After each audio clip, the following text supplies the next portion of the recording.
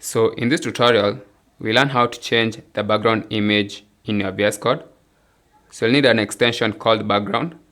So click on the last icon of the sidebar and search background.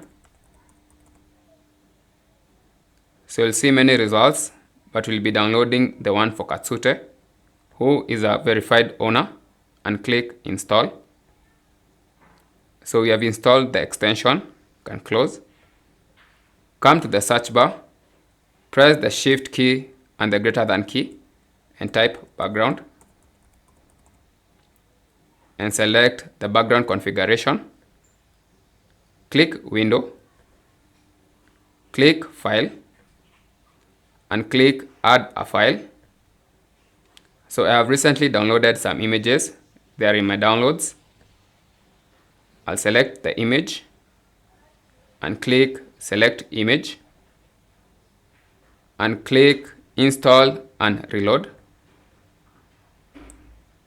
And you can see that our background image has changed. So that's how to change the background image in your VS Code. Thanks for watching. I'm Edwin from WebPro Education.